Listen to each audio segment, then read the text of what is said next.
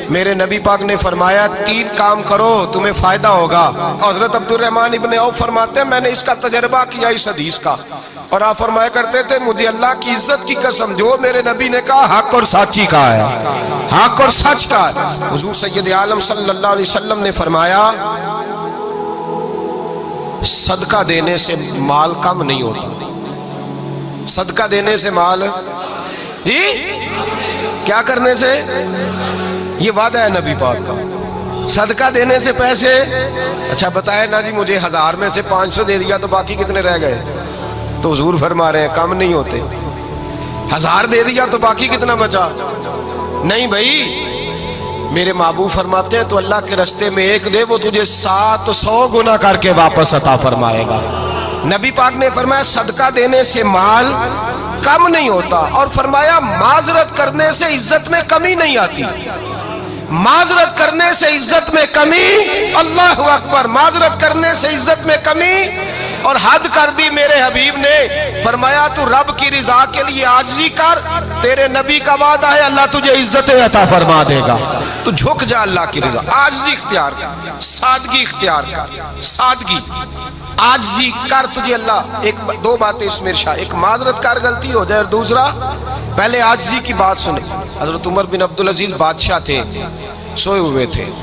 غلام بھی پاس آرام کر رہا تھا، مہمان بھی آئے تھے، غلام کی ڈیوٹی تھی ہر وقت حضرت کے پاس رہنا، اب سوئے ہوئے ہیں، دیر ہو گئی، غلام بیچارہ تھوڑا تھوڑا اونگ آتے آتے سو گیا، حضرت چراغ روشن تھا کچھ لکھ رہے تھے، مہمان بیٹھا تھا، خادم سو گیا، اب چراغ نہ آہستہ آہستہ گل ہو گیا، بجھ گیا، حضرت اٹھے، بوڑھے آدمی تھے، چراغ صحیح کرنے، مہمان کہنے لگے حضور میں نہ کر دوں، میں نہ کر دوں، کہنے لگے نہیں تم مہمان ہو، مہمان سے خدمت نہیں لی جاتی۔ تو اس نے کہا غلام کو جگائیے، فرمانے لگے ابھی تو بیچارہ سویا ہے اور نیند سے بیدار کر دوں، خود گئے، اس میں تیل دوبارہ ڈالا، بتی ٹھیک کی، جلائی، واپس آ گئے، وہ مہمان اب بادشاہ کا مہمان بھی تو کوئی بادشاہ ہی ہوگا نا، کہنے لگا حضور آپ اپنے کام خود کرتے ہیں، کیا لفظ ہے، کیا حسن ہے، اور 2 جملوں میں کیا تاثیر ہے۔ آپ فرمانے لگے ہاں میں اپنے کام خود کرتا ہوں، جب میں گیا تھا تب بھی عمر بن عبدالعزیز ہی تھا، اور جب چراغ صحیح کر کے واپس آیا ہوں تو پھر بھی عمر بن عبدالعزیز ہی ہوں، میرے اندر کوئی تبدیلی آئی، میں وہی ہوں جو گیا تھا۔ حضرت سیدنا فاروق اعظم رضی اللہ تعالیٰ عنہ فرماتے میں بیٹھا تھا، اور ابھی 3 دن ہوئے تھے نبی پاک صلی اللہ علیہ وسلم کے وصال ظاہری کو، میں بیٹھا ہوا تھا، 2-3 بچیاں آ گئی، اور حضرت ابوبکر صدیق رضی اللہ تعالیٰ عنہ کے سامنے آ کے بیٹھ کے رونے لگی۔ جناب صدیق اکبر رضی اللہ تعالیٰ عنہ کا بچیوں روتی کیوں ہو؟ تو کہنے لگے آپ خلیفہ بن گئے ہیں، جب سے ہمارے ابا کا انتقال ہوا تھا ہمارا ذریعہ معاش یہ تھا کہ ہم نے بکریاں رکھی ہوئی تھی، آپ روز آتے تھے بکریوں کا دودھ دھوتے تھے، ہم پی بھی لیتی تھی، بیچ کے گزارا بھی کر لیتی، اب آپ تو خلیفہ بن گئے، کون آیا کرے گا؟ تو حضرت ابوبکر صدیق فرمانے لگے تمہیں پتہ ہے جو خلیفہ ہوتا ہے وہ تو خادم ہوتا ہے قوم کا، میں آیا کروں گا۔ حضرت ابوبکر صدیق روزانہ اٹھتے عصر کے بعد اور جاتے، خلیفہ ہونے کے باوجود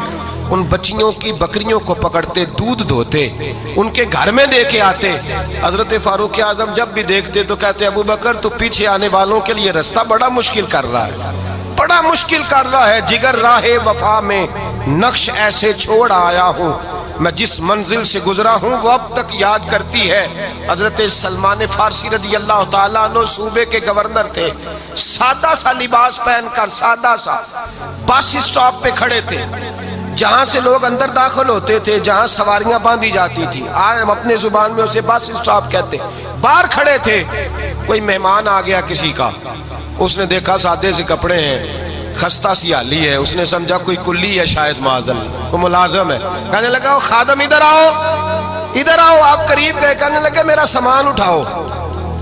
امام غزالی فرماتے ہیں جب تو علم پڑھنے بیٹھتا ہے تو یہ بھی خیال کرنا تیرے اندر تکبر کا بوٹا نہ لگ جائے، عاجزی اختیار کرنا، عاجزی، سر پہ رکھا ہوا ہے سامان، حضرت سلمان فارسی نے، گورنر صاحب نے، اس آدمی کا، مہمان کا سر پہ سامان رکھا اور جا رہے، سنو اور غور کرو، جب جا رہے تھے جو آدمی بھی ملتا گورنر صاحب ہمیں دے دے، مہمان پریشان ہو گئے، کہنے لگے حضور آپ گورنر ہیں؟ فرمانے لگے نہیں، یہ تو میرا دنیا داری کا نام ہے جو ان لوگوں نے رکھا ہوا ہے، اصل میرا نام وہی ہے جو تو نے لے کے پکارا ہے، اصل نام وہی ہے۔ تو نے کہا غلام ادھر آ، آپ فرمانے لگے پہلے میں ایک یہودی کا غلام تھا،